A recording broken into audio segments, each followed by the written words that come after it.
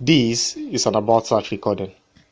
All About Search Jambs recording can be viewed in About Search domain www.aboutsearch.com under the Grow section after login. To learn more on how to participate, kindly message us on Facebook or on Instagram. Recording by David Adegoke. Sweet 16 by Bolaji Abdullahi. The Drive. In the letter that my father wrote to me when I was 16, he recalled an interesting outing we had some years before. I was 12 at the time. I just returned home for holiday after my GSS1, even though we had had several of such outings since then. I remember this particular one quite well. It was a cool Saturday morning, not much doing. After a quick breakfast, I had climbed back into my bed, looking forward to another lazy morning of rolling around and listening to music. I was about to plug in my earphones when I noticed a presence in the doorway. Alia, are you alright? It was my dad. He was still holding the door and I could only see half of his body. Yes, Dad, I'm fine.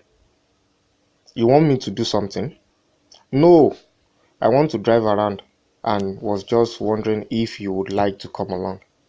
Of course, I said, dropping the earphone and jumping off from the bed. Are we going anywhere in particular? I asked as I tried to figure out if I needed a change of clothing and what shoes to wear. Not really. I think you are okay, he said, gesticulating to indicate that my outfit was fine. I was wearing a pair of blue jeans and a Chelsea Football Club jersey that had my nickname, First Lady, printed on the back. It was his gift to me when he returned from London some months earlier. I think that's fine, he said, pointing at the pair of sandals I had just picked up from the floor. I was actually divided between those and the Nike trainers on the shoe rack. By this time, he had come into the room and sat on the bed. He watched as I stood in front of the mirror trying to arrange my hair. You are going to be worse than your mother, he said with a broad grin. Come on, let's go. Daddy, I'm a lady. I have to look good. I retorted with a smile as I applied some lip gloss.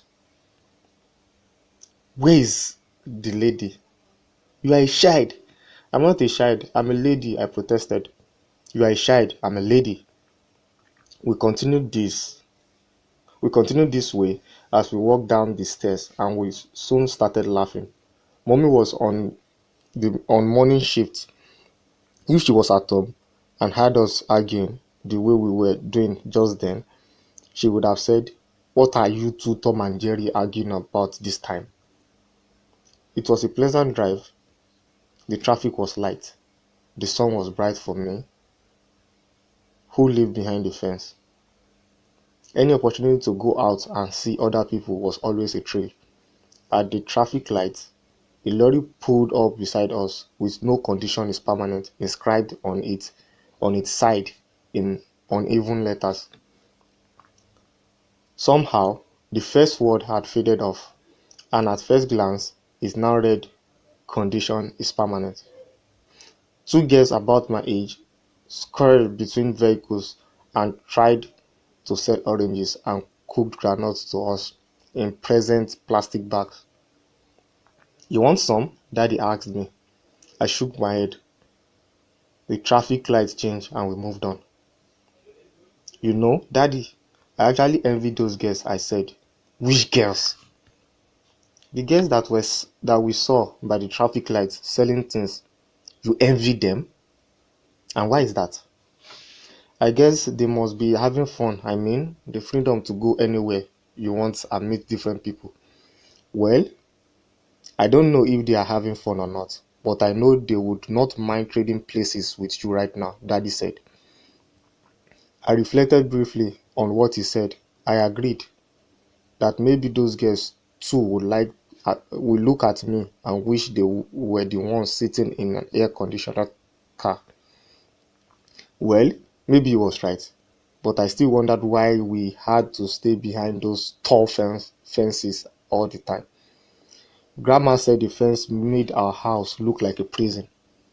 I guess that was why she would never agree to come and live with us, despite several appeals from both dad and mom. My grandfather was long dead, so daddy worried a lot about grandma.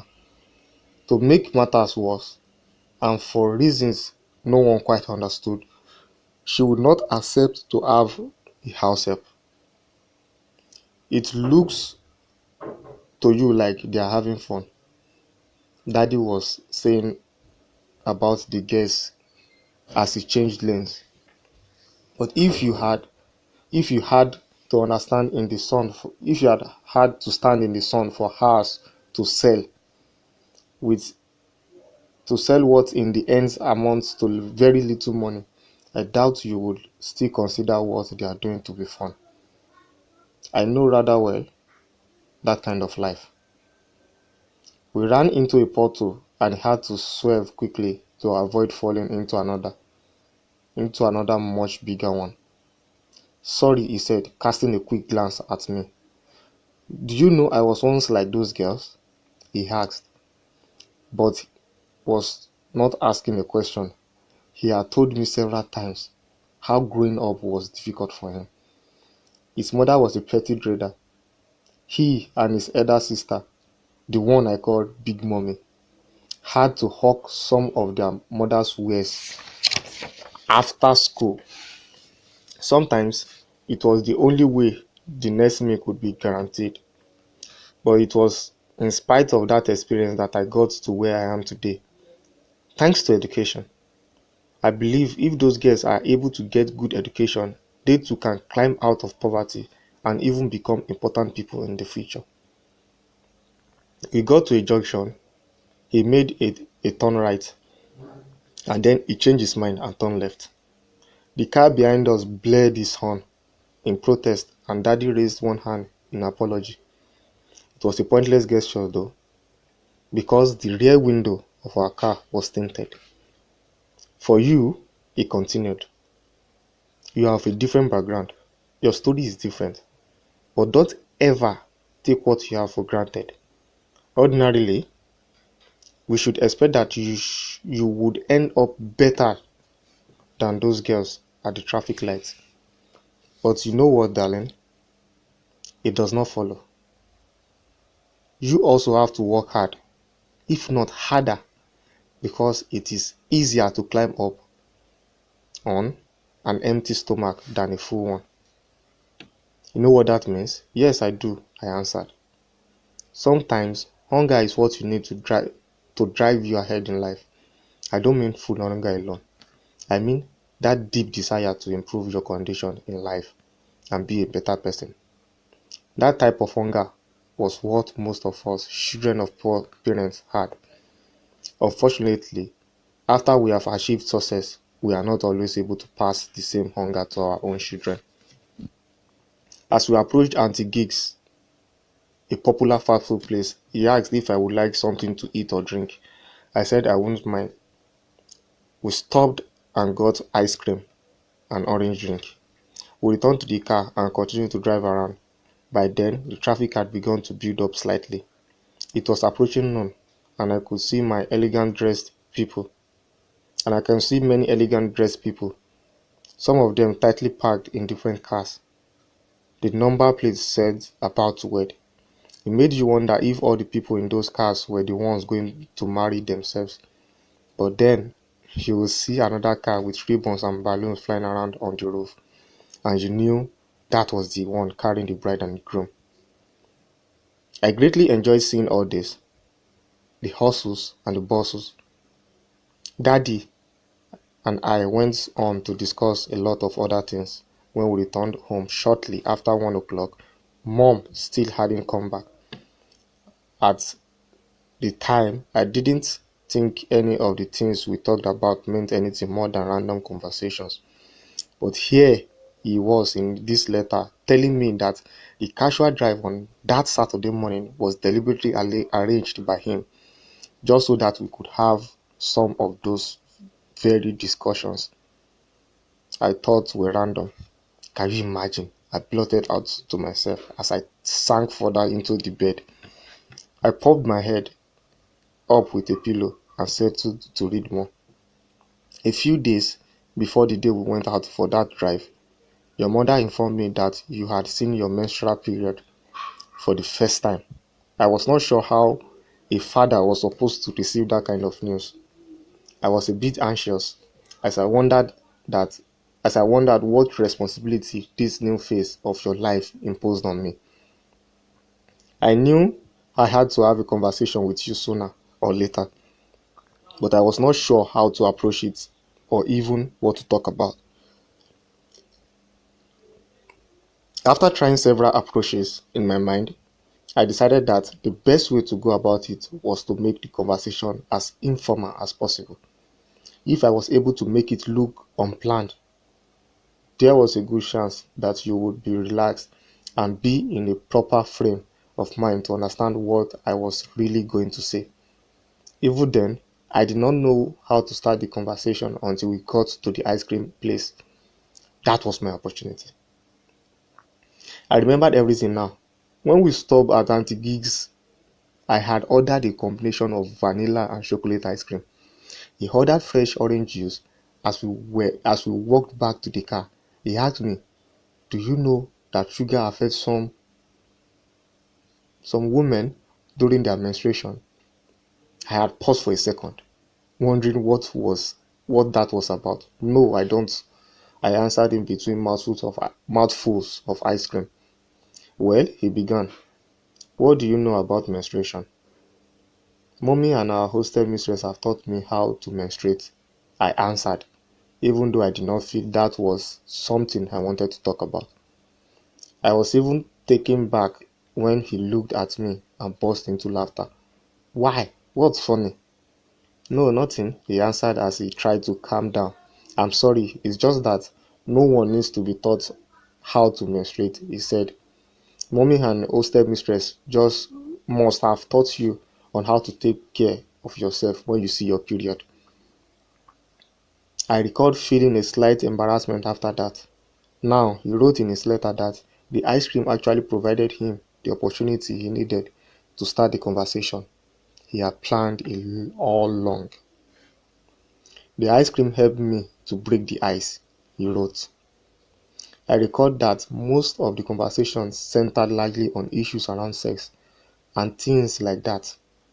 He said menstruation was normal and it was my body's way of telling me that I was biologically ready to be a mother. I remembered asking him if what my friend told me was true. "What is that?" She said she said her mother told her when she started her period that if a boy touched her, she would get pregnant. "Your belt," he said, pointing at my seat belt as he fastened his own and started the car. Her mother told her that?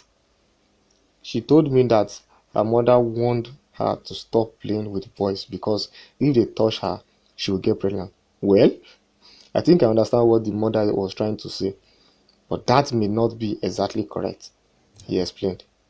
You don't have to stop playing with boys just because you have started menstruating. Also, no one gets pregnant from a handshake, he said, and laughed at his own attempt at a joke. I didn't find it funny though.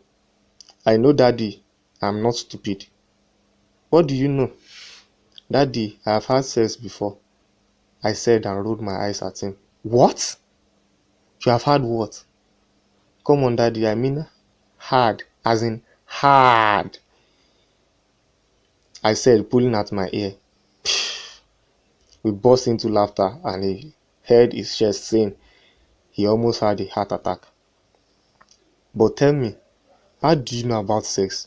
He asked. Of course, everywhere on TV, from some of my classmates. It is also in some books, magazines, whatever. Which magazines? Well, like Cosmo, Cosmopolitan, I, I answered as I bent to pick up the plastic bag to dispose of my empty ice cream. And where did you get Cosmopolitan? I found some copies of I found some copies in my auntie Molara's room after she left for school. I said, I regretted this immediately. Maybe I shouldn't have said it. I didn't want to put anybody into trouble. Auntie Molara was my mother's younger sister. She was in the university, but she stayed with us during the holidays. I liked her a lot and always looked forward to having her around. But some of these things are meant for adults only, and you should not really be reading them, he said in a low and sober voice. I will have to talk to your mother about that. I'm sorry, Daddy. I will not read that kind of stuff again. He did not say anything. He still looked upset. Ha ha, Mr. Bello. I said, I am sorry. I tried to put an arm around his shoulder. You better don't get us killed, he said and smiled as he tried to keep his eyes on the road. He seemed to like it when I called him Mr. Bello. I called him that whenever I wanted to get him to do something. Mommy sometimes even got jealous that I was able to succeed with him where she had failed to get him to do things. Daddy, I hope you're not angry with Auntie Molara. It was not her fault. She didn't even know I took the magazine. He shook his head and said he was not angry with my auntie. He would only tell her to be mindful of what she left lying around. Sex is everywhere these days. Sad to say, he lamented. All over the place, even commercials and advertisements do not appear complete nowadays without the trash. I heard that even some children's cartoons now contain references to sex, or even these things as you call Hannah Montana, High School Musical, or whatever. Hannah Montana? That's like a zillion years ago. Besides, nobody watches TV anymore these days, I said. What do you mean? Nobody watches TV anymore? He has, looking genuinely curious. You can download and watch everything on Netflix. What is Netflix? You don't know Netflix? I was surprised. No, I never heard of it, he said. Daddy, how would you know Netflix? They stream videos online. They were the ones who did House of Cards. What? You have watched that? He sounded genuinely horrified. Kind of, I answered cautiously. What do you mean, kind of?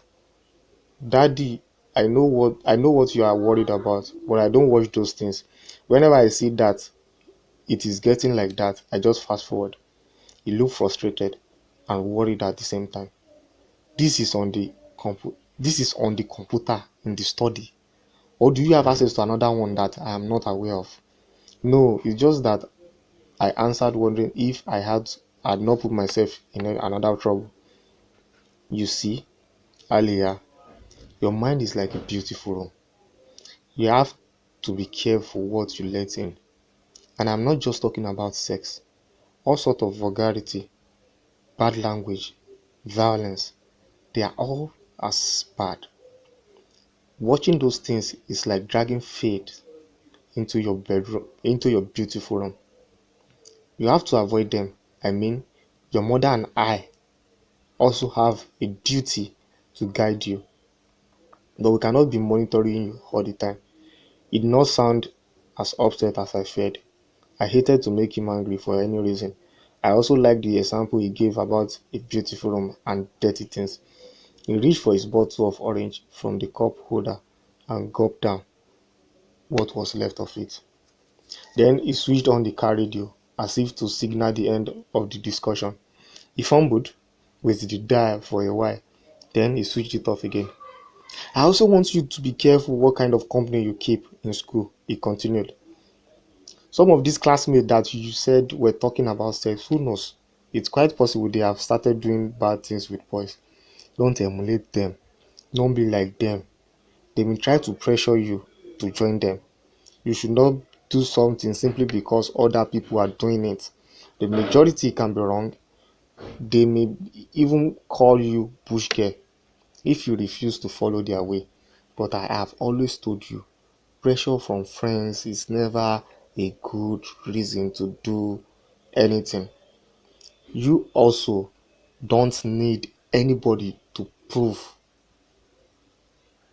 You also don't need anybody to prove of you or the kind of person that you are. You should never be afraid to stand alone as long as you stand for the right thing. You reach for the radio switch again. Music streamed out this time and quickly turned down the volume. The mood in the car had changed since the issue of the magazines and television came up.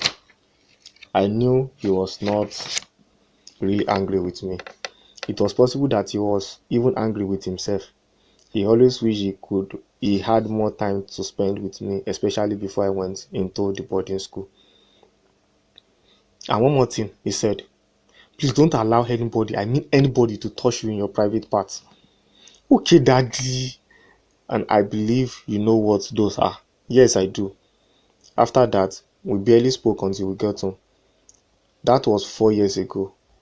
He had always tried to teach me things.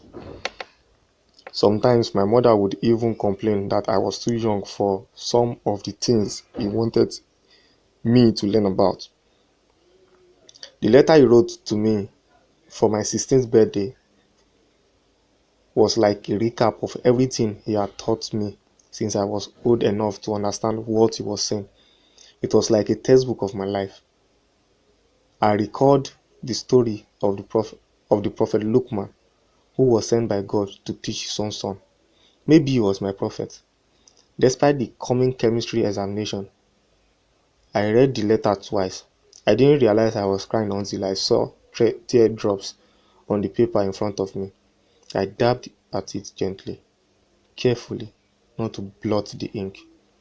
At that moment, I felt nothing but pure love for my father. I was very happy with the camera, but the letter was the greatest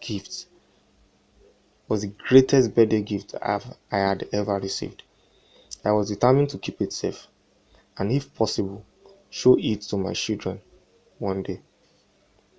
Even after two readings, I still did not fully understand everything he was trying to say to me. If anything, the letter had actually raised a lot more questions in my mind. I resolved that after my examination, I would read the letter again and underline those parts that I wanted him to explain further. For now, I had to face my chemistry.